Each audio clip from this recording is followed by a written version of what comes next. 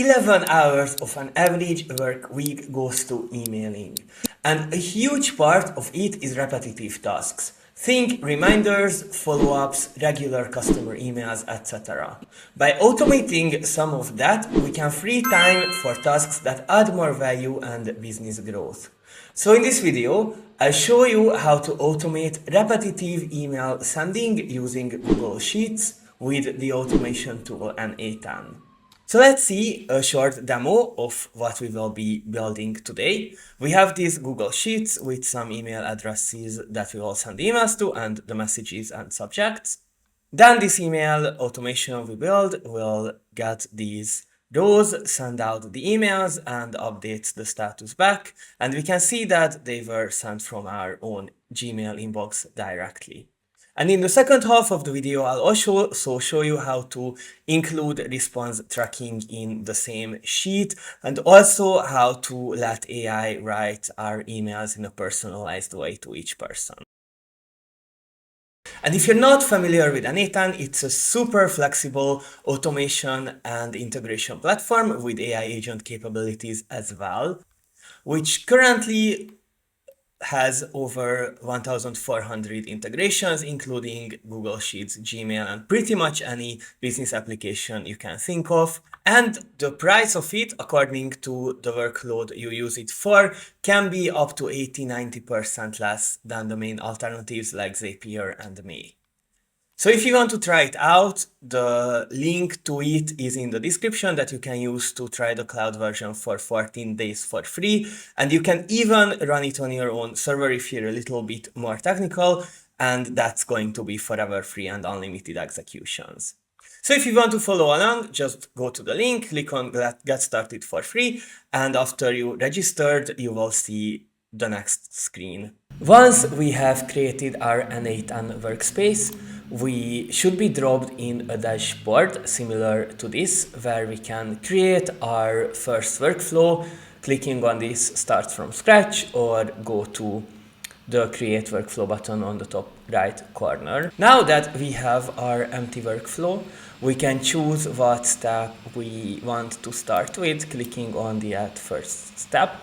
And here we have all these different options, and I will just search for the Google Sheets node to see what are the actions we can do with Google Sheets.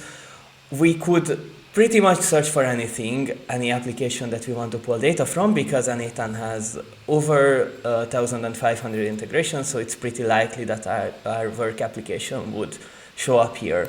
And I will click the actions drop down here to see what we have available, and I will choose the Get Rows in Sheet, which allows us to obtain all records that match a certain filter from Google Sheet. In this case, these will be the emails we want to send out. So here we're dropped into this screen where we can configure our node, for example, what document we will take the data and what sheet within it. But first we need to add our credential if we did not already do it, which is basically the way how N8N can access our Google Sheets account and pull data from there. But with the cloud account, that only takes around 10 minutes. We would click into this credential field, go to Create New Credential, sign in with Google and choose the Google account we want to authenticate with, and that's it, we are done. Now I will draft out the actual template that we will use in Google Sheets. And all we really need is these three columns, one which is the sending email address, the message, and then we also need a status to keep track of what emails we sent out already or not, because it would be pretty awkward to send the same email twice. And I'll just add the possible values of status to make sure we have it somewhere and don't mix things up. And I'll also add some sample data here, which is just an event reminder with both email actually going out to me, and I'll set the status to send, so while we are setting up the automations, we will already have the rows that we will be able to work with. Now going back to our N8N window, we can see that in the document we can search for email manager and actually find this document, and then we can also choose the sheet which we want to go with. And once we chose the sheet, this filters area shows up where we can choose what column we want to filter on. And as I said before, we only want the rows where the status is to send. Those are the ones where we want to send the email out. Now this node is ready and we can already test what the intermediary result of this part of the workflow is. And we have multiple options, but the table is the most user-friendly way to inspect what are the current results that we have, what are the current records that we're working with. And what we can see is that as we expected, it returned 2 rows with the 2 email address and the message and of course the status. From here we pretty much only want to add our email step and then edit the value back to make sure that we're keeping up with the statuses. So to get the email providers node, we go to the plus sign here and just search for what email providers we have. So I will be using Gmail here, but as we can see, if we search for Outlook, that's also available. If we search for the send email node, which works with any generic email servers, that's also available. So we really have our options here as well. But I will just go to the Gmail for now. And in here, out of the actions, I'm just going to choose the send a message action. So here we have the different options for sending out our email, like the to email address, the subject, email type, and message. I forgot to add the subject to the sheet, so let me go back and do that.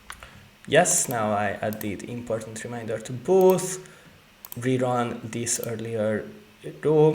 And now the subject showed up, so we can just set the subject here, the to here. And since we're not sending HTML, I will change this to text. And then we just drag and drop the message. Something to pay attention to is to go to the option and turn off the append N8N attribution if you don't want an N8N link to be included at the end of our email. And that's pretty much it. We can go ahead and test our workflow so far to see if the emails are correctly sent out, and it looks like they are. So when I go to my inbox and search for important reminder in my sent email, these are actually sent out. We can see that they are formatted correctly. There is the new line between them. So now for this workflow, all we need to do is to add the final update back that we changed the status to sent. And for this, I will copy and paste this original one, so we don't have to choose our document and sheet again. And I will, instead of the operation here, I will choose update row. Now in the update operation, we have to choose a column to match on, so we tell N8N which is the row to update, and I will use the row number here, which is unique between each rows. And in the input side, we can choose all steps executed before, among them the get rows in sheet. And if we drag and drop the value from here to the value, then we can make sure that even though it's not the latest operation, it's still the value that is related to the specific item. So in this case, we are running it on multiple rows, but it's going to be the correct row.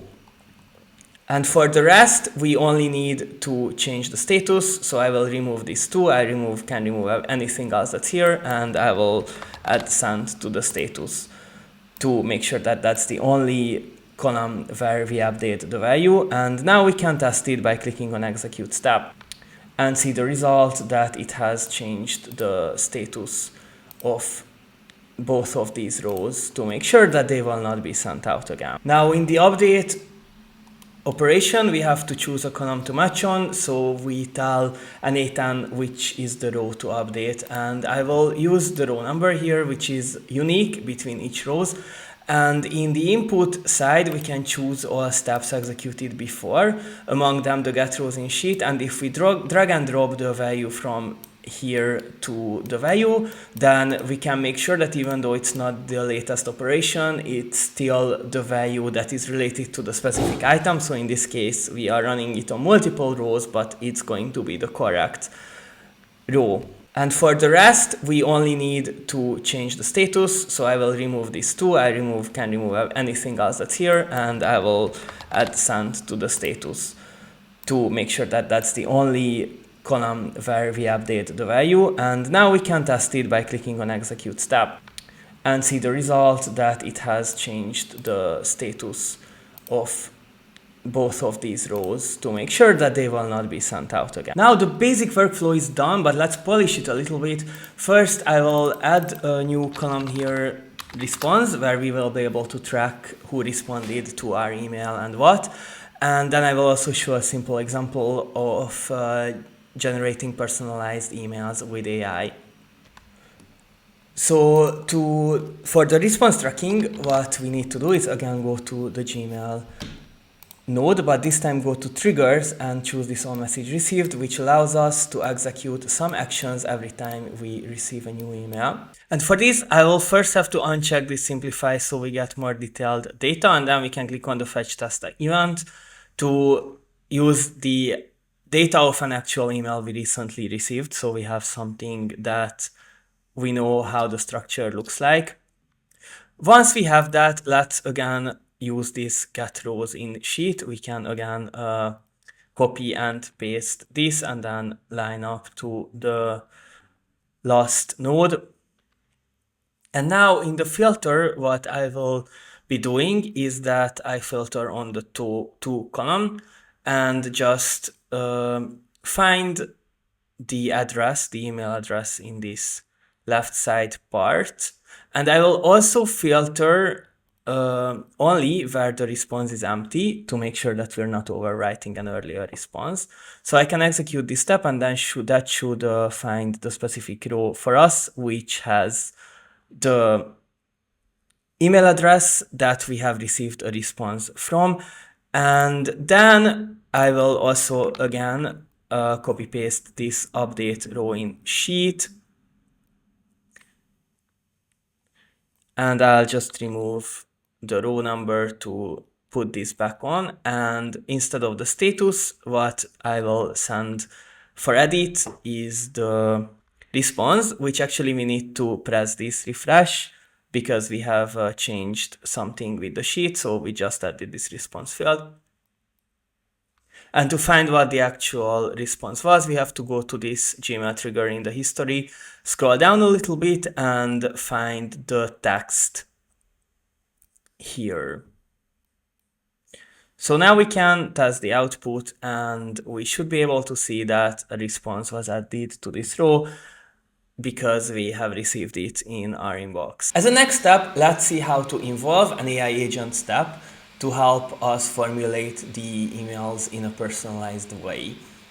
For this, I will go to the Google Sheets that we already have, and I just deleted the content of the message. And what I do instead is that I will add an introduction column and fill it with an introduction of the people that I want to message, and then the AI will be able to write the message based on that introduction in a way that it can personalize it. So I just got ChatGPT to write a couple of example business owner introductions that we will be able to use. And I also changed back the statuses to send, so we can work with that. Let's go back to our workflow. And what we want to do here is that up until this get rows in sheet, everything will be the same, except for that I'll change the sheet name to emails with AI because that's what we are working with now. And we can see that it pulled the introduction columns apart from what it had already, and the message columns are empty. So the step that we want to add in between the send a message and the get rows step is an AI agent step. And what we do here is that I change to define below. So we want to set our prompt ourselves. And actually the prompt itself is probably the most important part of it because we want our email to sound natural. and all that, but at the same time still personalized to the introduction. So I have crafted this prompt. I think what's pretty important about it is that we want to be as specific about what we want as we can. So in this case, I added, for example, what the expected length is at 2-3 sentences, what the tone is, warm and relevant. In this case, we added to reference something specific, and also I added a full example of an email so it understands what formatting and other requirements we have, how we want our emails to in general look like.